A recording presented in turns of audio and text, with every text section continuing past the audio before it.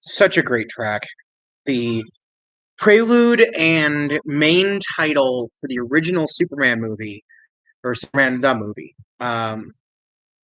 Absolutely spectacular. God, just so good. Um, I can't help but love it. The more and more that I listen to it, it evokes so much of what Superman can be, would be, and continues to be. This great symbol. Um, oh, what the heck? 27 seconds left. We'll let that finish up and then get talking from there. Hopefully, people will be online. That would be great, but we'll see. Yeah, good stuff. Good stuff.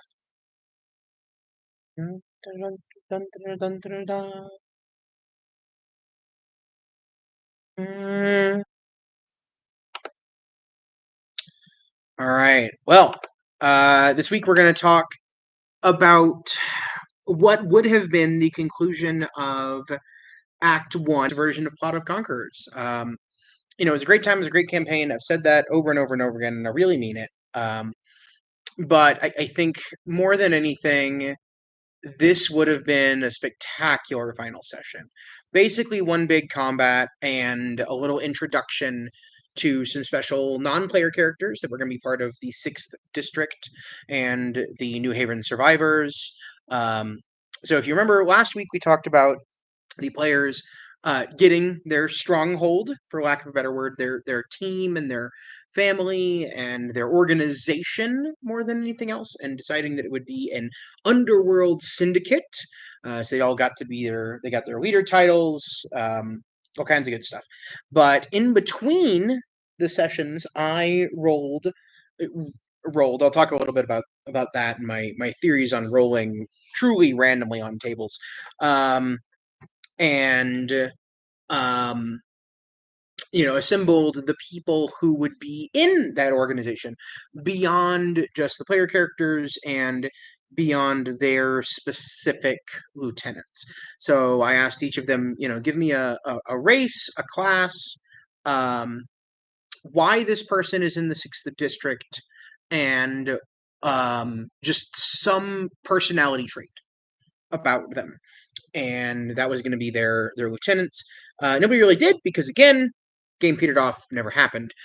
But that didn't mean that there weren't other people who were still part of the organization. So we had a few that I want to talk about because I think they're really fun, and talk a little bit about my theory when I create these characters, non-player characters in general, but really specifically people that the players are gonna see often because they're part of their organization. They're part of the bones of the campaign.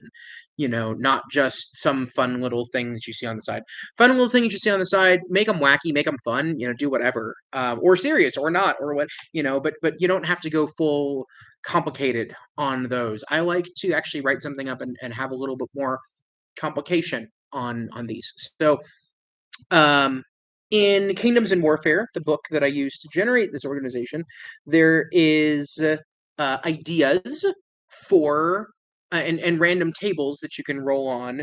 Or was it Kingdoms in Warfare? Was it also Strongholds and Followers? Point is, between Strongholds and Followers and Kingdoms in Warfare, there are tables that you can roll on to determine what sort of followers your organization attracts, or in this case, already has it. So I rolled, and they got an alchemist, a sage, an ambassador, and a special unit. And that special unit, I decided to actually just decide on rather than generating explicitly according to the book. But that's the point of books, in my opinion. Why use a book to roll on a random table and do exactly what it tells you? Work with it. Come up with what you want. Do your nonsense. At the end of the day, what you think is cool, most of the time is what your players are going to think is cool too, because they're going to work off your energy. Your energy is what's going to make them interested. So we're going to kind of go in order based on what I've got written here. So I started with the ambassador. I decided the ambassador would be Tabaxi because the Tabaxi reside at the northernmost part of this continent, and wouldn't necessarily be a part of this campaign for a little bit. So I thought it was a fun little thing to do, rather than adding an elf straight in. Give them a little bit too much information about the Elven Forest. This instead is Tabaxi. So the character's named Fluff. I don't know where I got that from. It just popped into my head. His name is Fluff. And from there, I said, okay, he's a Tabaxi, he's an ambassador. Um, his name is Fluff. What makes him special? What makes him unique? What makes him interesting? And I said, okay, well, first of all, why would he even come here? The Tabaxi do frequently go to Blackstone because it is the metropolis, but um, I didn't necessarily want I wanted a reason, like a real reason on why he would be here. And then I said, okay, well, Fluff. That's a hilarious name, but who the fuck actually names their child Fluff, especially when you are literally a cat? Now, I do understand, like, hey, pun names are a thing. I believe in it. They're fun. You know, my most favorite Tabaxi character was literally named Purr, but his name, long name was like Whisper in the Mountain Winds or something like that. But he went by Purr because, of course.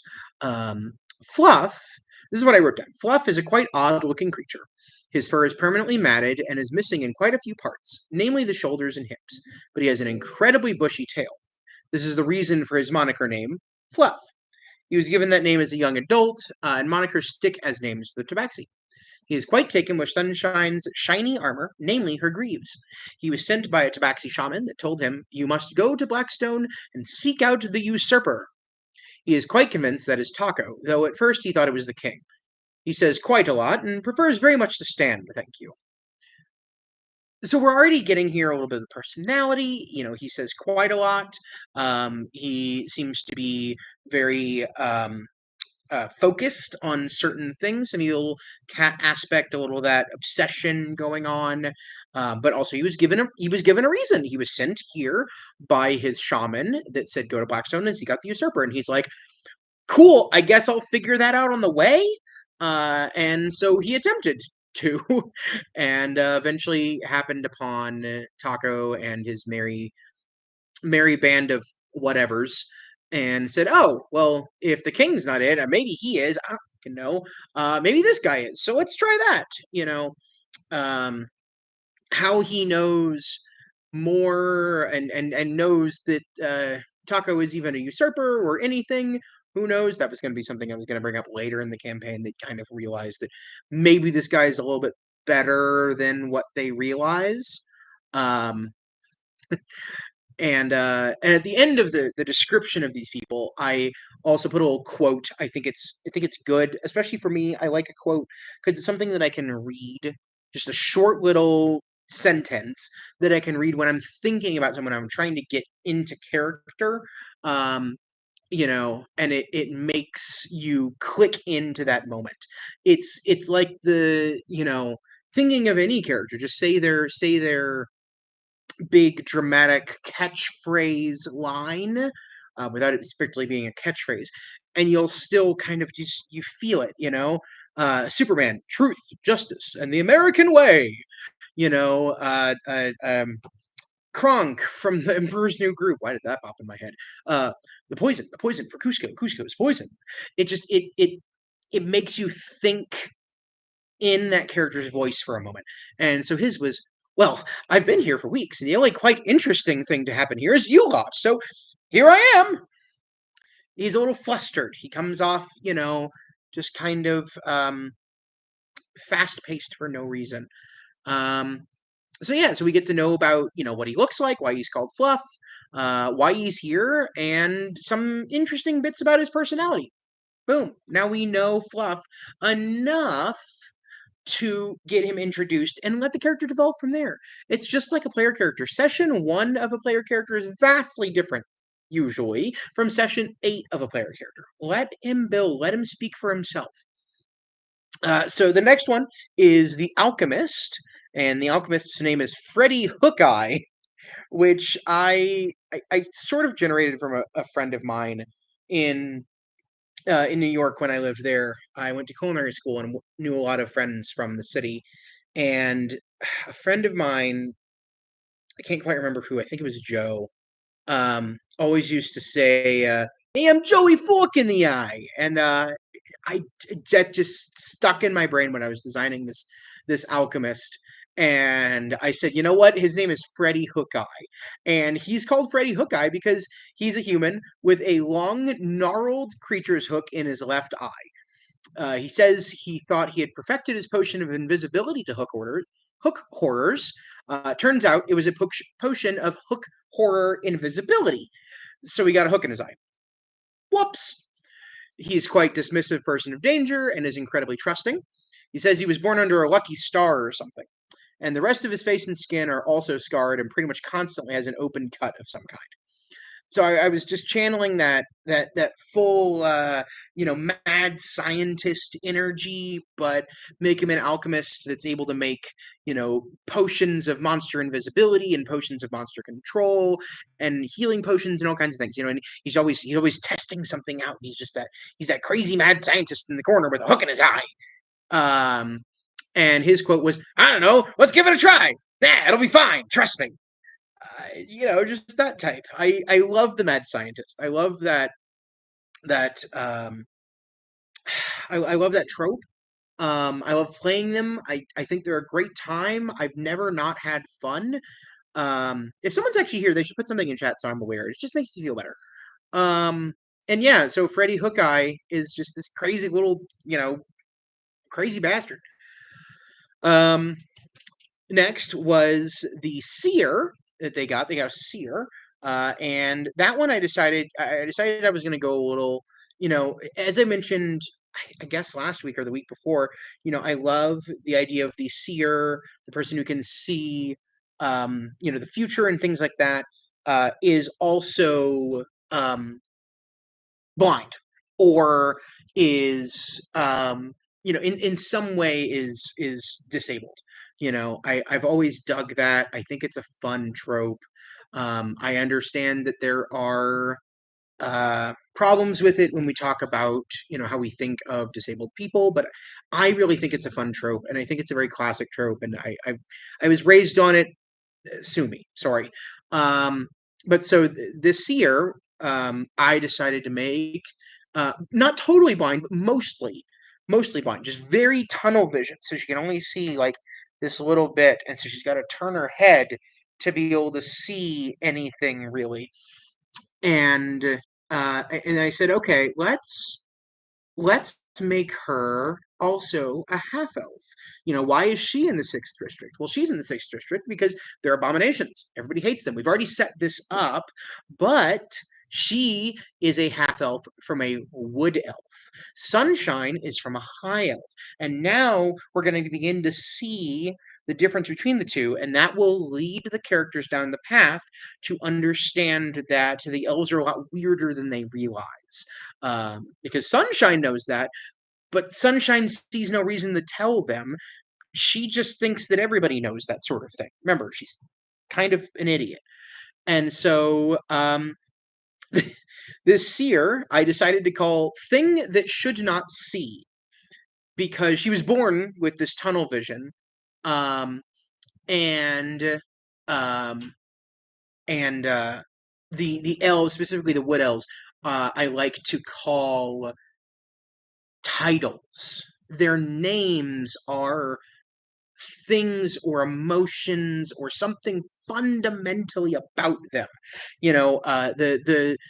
The God, what was the old wood elf queen that I made? This is years ago. Was like um Dead Winter's Moonlight or something like that. Their name me is something, and they are that. It epitomizes them in some way or another.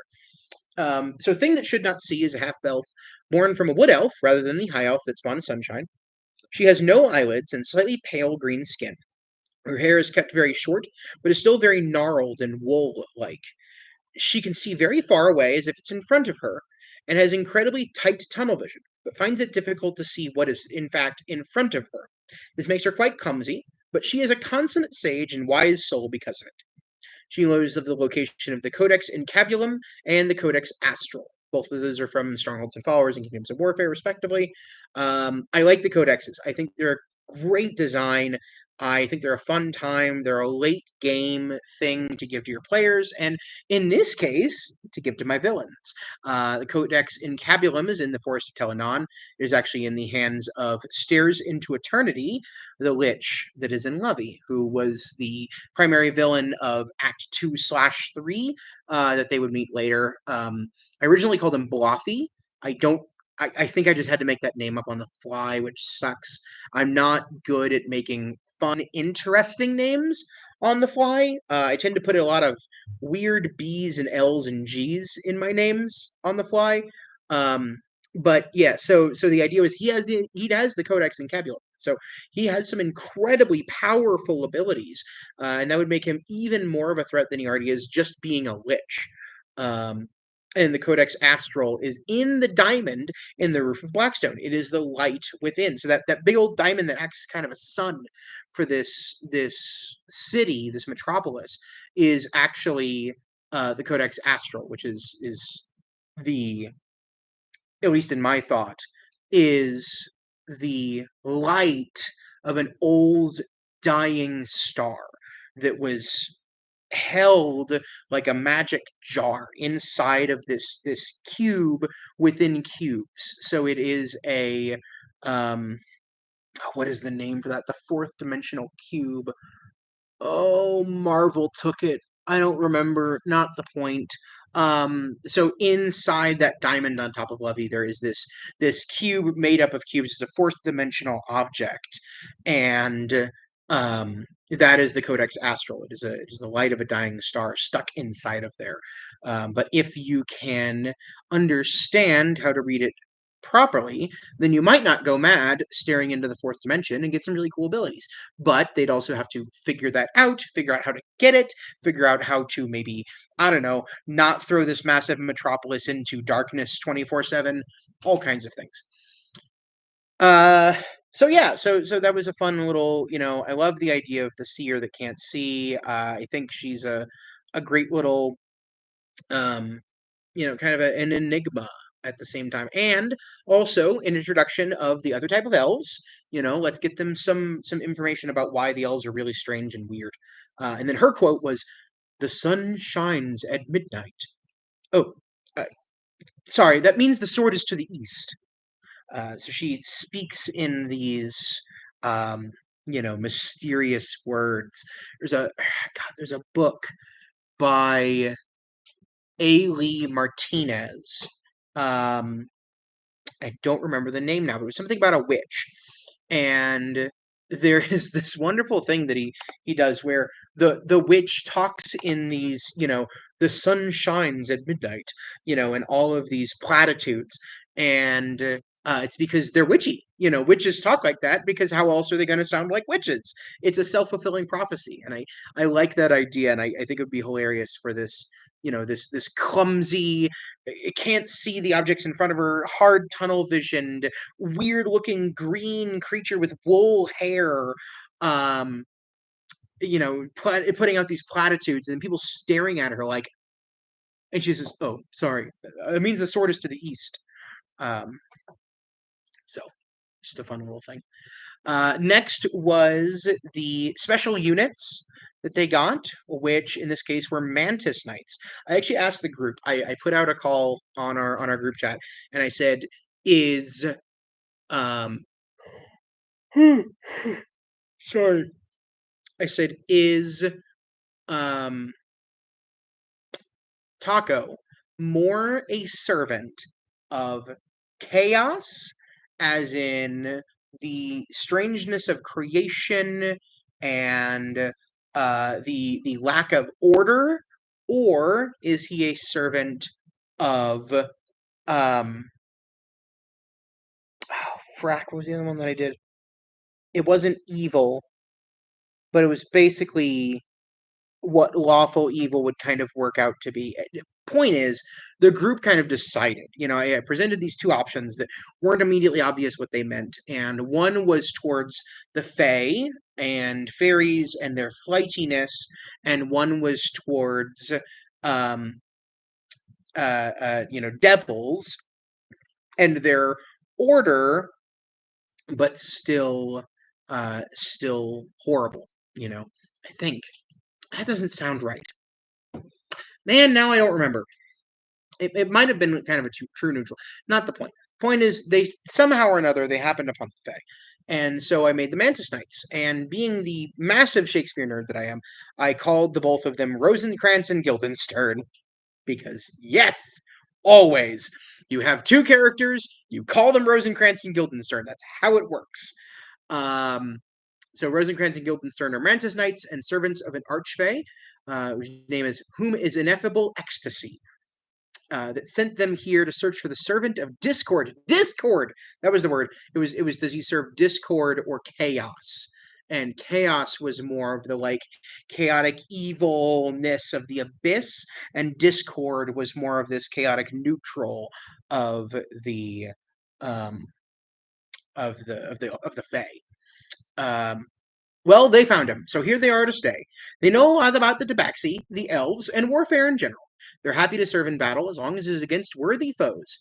While not in use as soldiers or advisors, however, they carouse with the people of the 6th District as if they were old friends. The people are used to oddities around here and have taken quite quickly to the strange mantis men.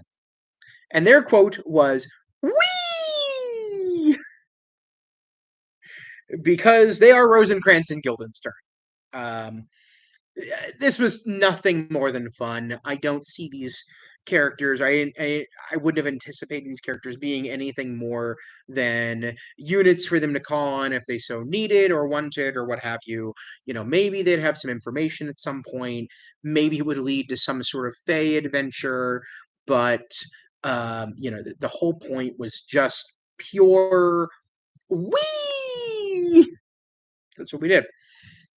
And finally was the old spy master and lieutenant of Zagrok, the person they took over for, and his name is Taro. And Taro I had actually described before, sort of, and they had met him a little bit.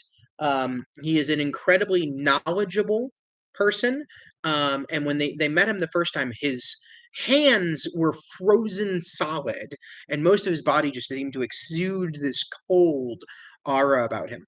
And I'd sort of made him before.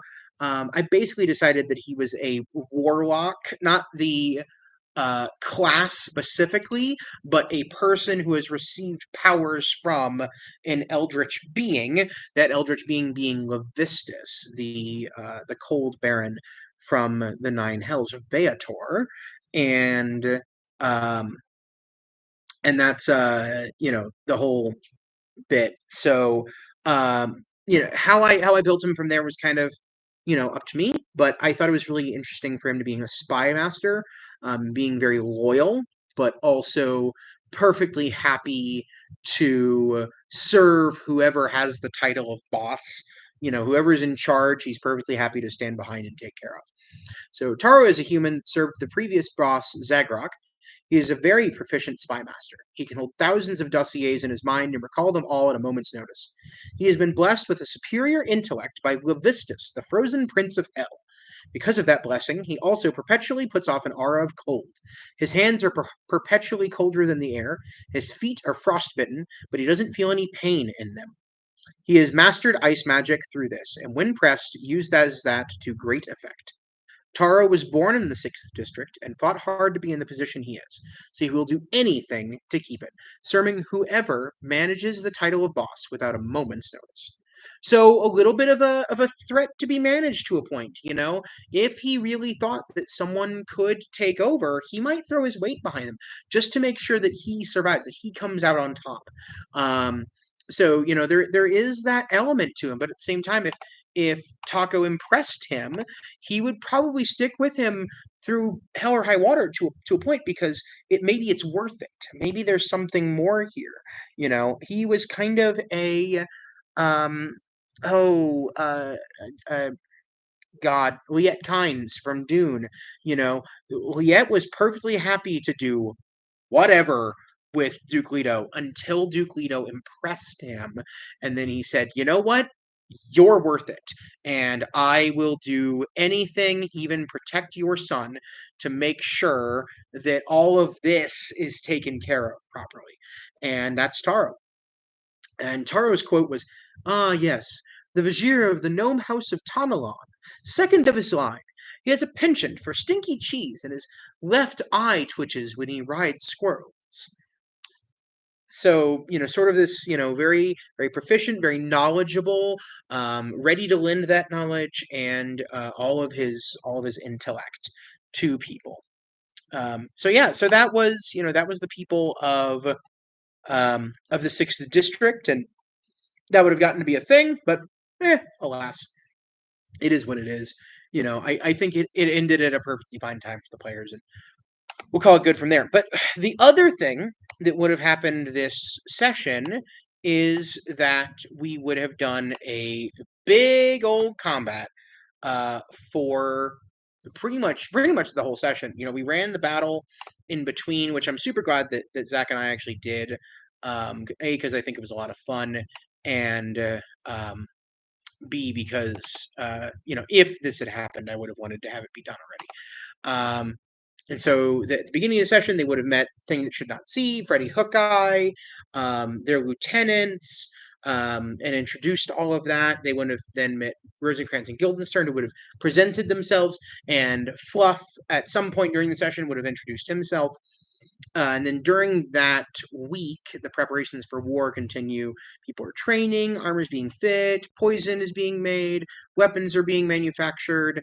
The new advisors will kind of arrive, and then a big battle. And this is where what the session could have been. So basically, the um, the goblins knew through seers and shamans and magicians and booyogs that the real threat in Blackstone wasn't the king. He is strong for certain, but mostly because he surrounds himself by other people. But Bree'Yark, the commander, the hobgoblin commander of these units, had learned through magical means that there was some human in the north part of this city that really would have been the actual powerhouse of the city. And if you took down the city and killed the king and took over completely, he would have lost in the long run unless he took out this human. And of course, that's Taco. So um, Bree'Yark and his cadre of his retinue, were going to advance through the city, going beyond their own lines, allowing his captains to lead the force, the army, and he was going to sneak off, find this human, and take care of him. And so, yeah, this was going to be the combat. Somehow or another, the party was either going to be found or find Bree'Yark. And Bree'Yark is a hell of a boss. I took some action-oriented design, because I think it's really smart. One of the best things that Matt Colville ever made, and threw in a little bit of that on top of that. So Bree'Yark will actually get to last because he's really interesting and takes some time. He's going to be accompanied by a few goblin soldiers, probably 3 or 4, nothing crazy. I didn't want more units than there were fighters on the PC side, just for action economy reasons. But I also wanted to keep it even at least. And a Bugbear Strangler, which actually did not exist when I originally wrote this up, which is hilarious to me. Because I think the Bugbear Strangler is the coolest thing in the world. It's 4th edition design that I kind of took and changed around a little bit. Which makes it makes a lot of sense. And the Bugbear Strangler basically has the ability to restrain someone, but when he restrains someone, he raises his AC. But if you miss hitting him within that window. So his AC increases by 5. So his normal AC is 15. It increases by 5 when he's restraining someone. If you miss the bugbear in between that 15 to 20 range, you hit the one who's being restrained. So he's able to strangle people and hold them up using them as a shield. And I thought that was just the coolest thing ever. It was going to be great. And he was going to get to do that by throwing smoke. So he makes a 15-foot square, a 3x3, heavy concealment, which means you can't see out of it or into it. But it would dissipate after 2 turns. And he has a bonus action where he can choke the person he's holding on to. And so has to make an attack, deals some damage, grapples the target, and restrains him. And then after that, he's got this increased AC. Unless, and I probably would have changed this around where if you could surround him, if you could have people on both sides, it would not only negate the AC but also give you flanking bonuses. So he really has a tactic to beat him. So it's, now I'm making the players think, how can I make this work? If you just stand behind him, well, he's just going to move around. If there's only one enemy for him to deal with, he can face whatever way he wants. But if there's one genuinely on both sides, he wouldn't be able to really fend you off. And so, so that was gonna be a fun kind of take one character out of combat. I wasn't certain who I was gonna do it on, to be honest. He had a pretty good to hit, +7, and obviously it sucks to be restrained because you've got your now disadvantage on attacks. But I think there was a couple people I could have done it to who would have not only found it really cool, but also really gotten into it, and that was probably Sunshine or Matt. The other 3 players are a little too new of players, and I think older, more seasoned players are more willing to jump in and have fun at their own expense. And I think it's very important, especially for something like this. You're taking them out of the combat to a point, not completely, but to a point, and I think it would have made it really interesting. And if I'd done it to Sunshine, she still could have, if she'd hit him, still been able to Divine Smite and gotten some super damage in, possibly just taking him out, which would have been really cool. I think Matt would have um, really reveled in this, because a lot of his abilities are around moving, and suddenly he's not able to move, and he's got all these other things. So that would have been a fun little thing. But then Bree'Yark is killer. His AC is 18. He's got 150 approximately hit points. He has golden armor, a golden shield, and a flaming sword. Love this shit. Now, something you'll note there, gold, not bronze. He is not God touched. In fact, if anything, he is quite the contrary. Maglubiet does not like Bree'Yark. Bree'Yark, abhors Maglubiet. He sees people as his own to conquer. Maglubiet teaches us to conquer and kick under our feet and to keep things at heel. Maglubiet says, no, you're supposed to do that for me. And Bree'Yark says, no, I shall do this for myself, damn it.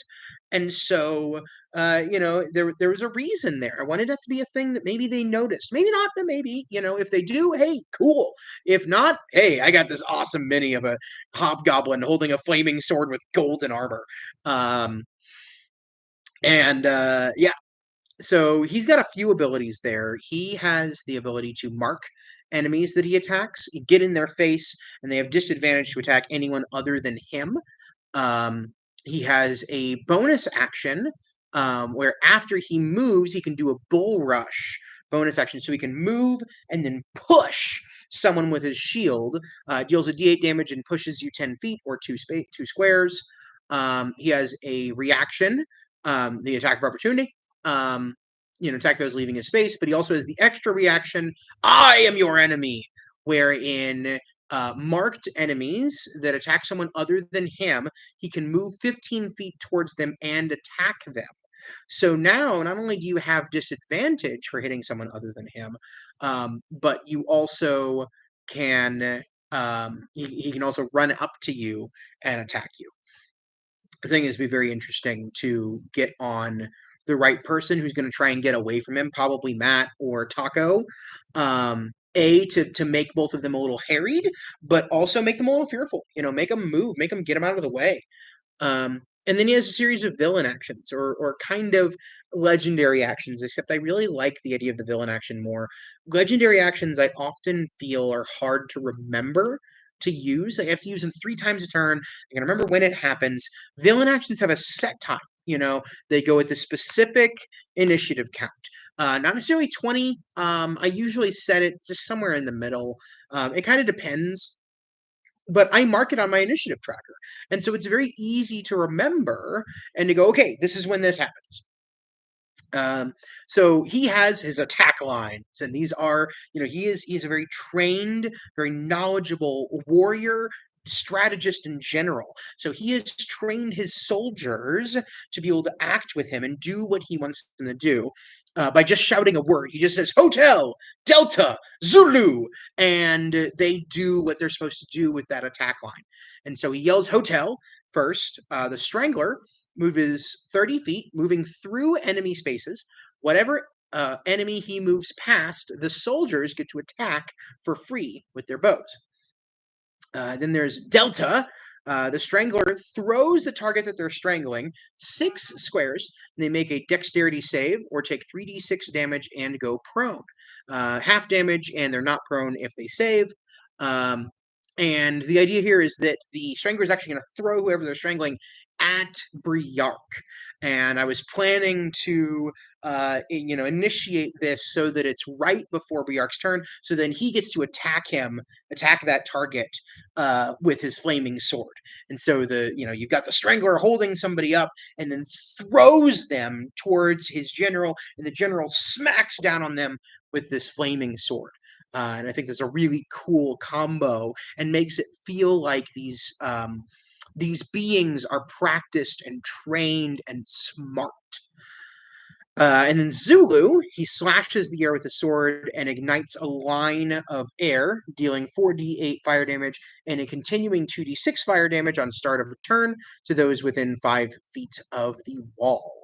So basically, he puts up a firewall, or wall of fire, whatever the spell name actually is. So, this is kind of the idea. And I wrote a little tactics section. The Bree'Yark is going to engage the frontline unit to keep them from moving to aid the strangled character.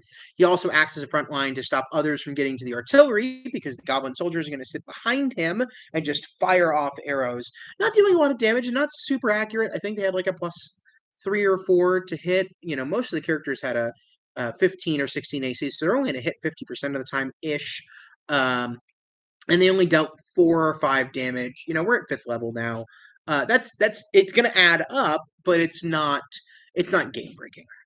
But Bree'Yark is going to really hinder that by this marking, and then also using all of his reactions and things. And the Bugbear Strangler just picks out a target and says, that's the problem, puts a pin in it, and holds onto it. So yeah, it was going to be a really, really great combat. I think it would have been a really fun time. It would have made the players think and work and challenge them in the same way that the Booyogs did. I think that the third act fight, as I like to call it, it's exactly like the movie. You're in the third act, you've got this great big showdown, and I think there's something to be said for that. It's very important, and it makes everything feel cinematic, which I'm a huge fan of. I kind of engineer my campaigns around the idea of cinematicness, around TV, around writing, around stories, whether it be seasons or acts or scenes, all of these words. The World of Darkness fan in me gets out in interesting ways. So yeah, that was going to be next session. That's the other people in the New Haven Survivors and all that jazz. And I think it was going to be a very interesting time. I think it was going to be a great time. I was very intrigued. So continue on. We're going to talk more about the plot of Conquerors. This isn't the end for talking about the campaign. There's a lot more to this. There's a lot more to talk about. Some interesting design ideas. I want to talk about my act structure and the 5 acts and what kind of define them and why they exist. Uh, and then the escalating stakes as well, because that's a big part for me. They're almost more like seasons of TV than they are acts in a play, strictly speaking. I think each of them kind of follows their own 3 act structure within the 5 seasons is actually probably just the better way to put it.